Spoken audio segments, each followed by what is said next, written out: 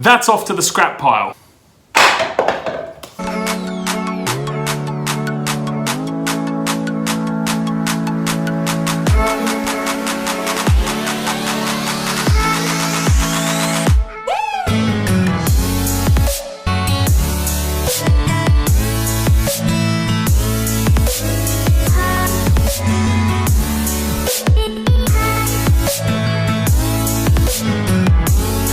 G'day ladies and gents, how's everyone doing today? So the project you're gonna see today isn't actually the project you're going to see today. I was working on this bowl as my first project on my new lathe and the tenon snapped off. Pretty unhappy about that. Took me about 4 hours to get to this point and gone. So this is a piece of white gum. I've used white gum before in this project up here, but now that's off to the scrap pile. That can go too. So instead today, I'm gonna try something else because I still want to get a project out for you this week. I just chewed up a blank of Mari that I had and cut it in half, so I've got two pieces just like this. I bought this container at Kmart, and as you can see, I've got one down there. We're gonna put some resin in here.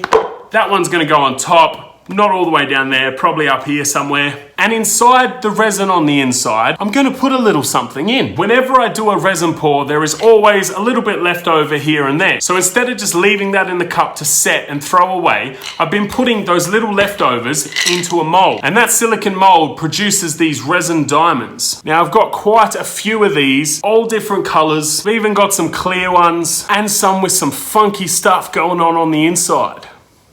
So I figured I'm gonna use some of these up, put them inside the resin, we're gonna put that in the pressure pot, then we're gonna throw it on the lathe and make some sort of lidded pot from it, if it all goes to plan. Because today, nothing has been going to plan. But we'll press on anyway and see what happens, eh? Let's do this.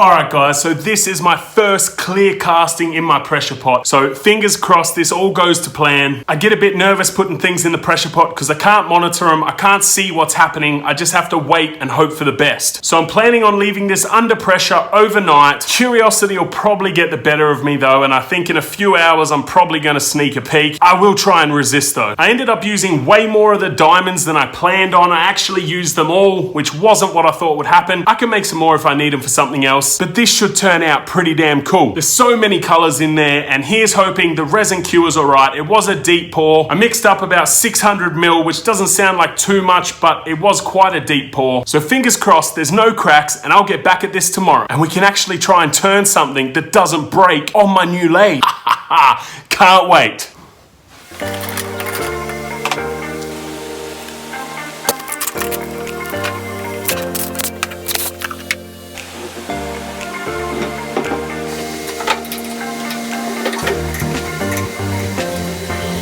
Let's turn this crazy color fest now, shall we?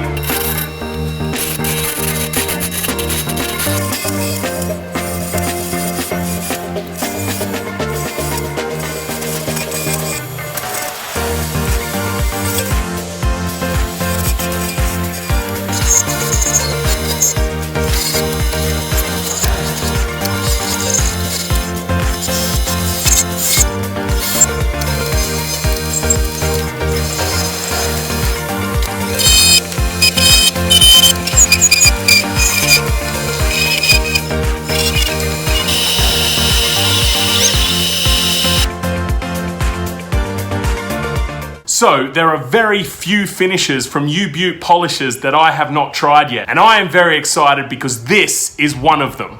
Triple E Ultra Shine is an abrasive paste from U Butte Polishers. Now, normally I would use Yorkshire Grit and then I would go on to Yorkshire Grit Microfine for a piece like this that contains so much resin. But I recently picked this up and I'm gonna try it out. Everything else I've used from U Butte Polishers has been absolutely fantastic, so I am really keen to give this a go as well.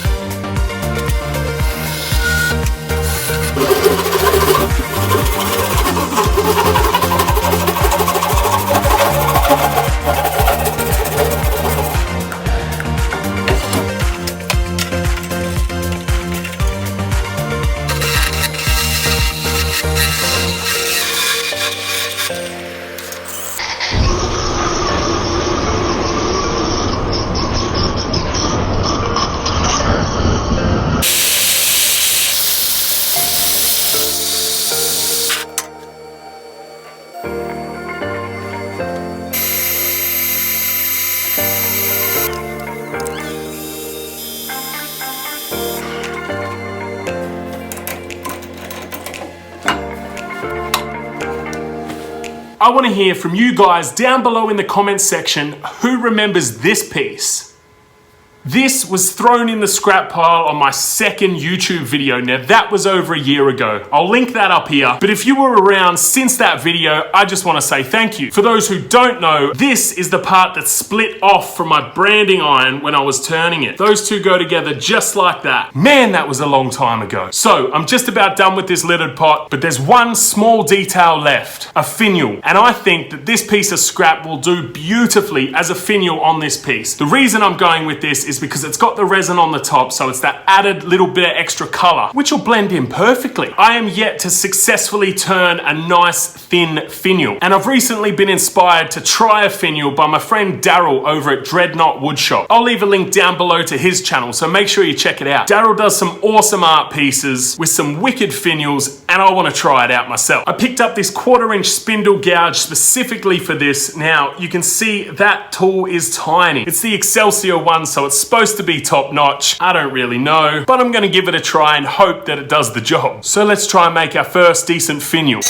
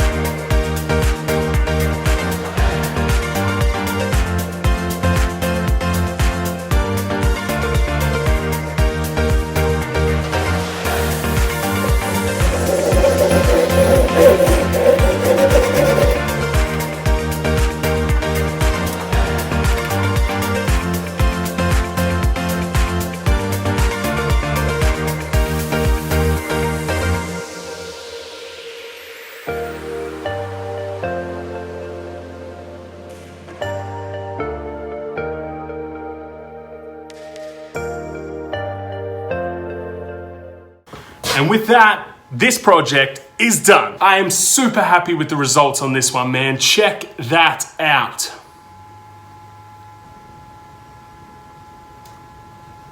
We got a nice snug fit with the lid. Oh, did you hear that? Oh, just a second time in case you didn't. Screw it. Let's go one more. The inside of this one turned out cool too. You can see, I'll try and get the light on that. You can see right through, right down to the bottom. You can see the wood in the bottom of it. There's even some wicked clear ones in there. That right there isn't a gap. That is a clear diamond. I think you really have to see this one up close to fully appreciate it. It is pretty intense. I'm tooting my own horn, but I've got to say it. It is cool. Unfortunately, the finial didn't go completely to plan. After going so thin, the bond between the resin and the wood just was not strong enough and it let go. So I had to improvise with what little material I had left and just put a little spike on the end of that finial there. It's not as colorful as I hoped, but hey, I'm pretty happy with that. I'm gonna count that as my first successful finial. Shout out again to Daryl from Dreadnought Woodshop for inspiring me to give finials a go. Thanks, man. I'll have links down below to Daryl's channel, as well as links to my website, Facebook, Instagram, Patreon. There's links to everything down there. If you like this, you can purchase it on my website, so head on over there and check it out. If not, I'll keep it, because it's pretty damn cool. The first project on the new lathe, finally finished. I'm stoked to have that beast in the workshop. We're gonna be spending a lot more time together in the future. I tried the Triple E Ultra Shine from U-Butte Polishers for the first time in this project, and I've got to say I was really impressed by it. It brought up the wood absolutely beautifully, and it did a fantastic job on the resin as well. I combined that with the Shallow Wax to finish it all off, and now I've got a nice durable finish that's going to last a lifetime on there. So thanks, U-Butte Polishers. That's it for me today, guys. I hope you enjoyed this one. Stay safe, and I'll catch you on the next episode.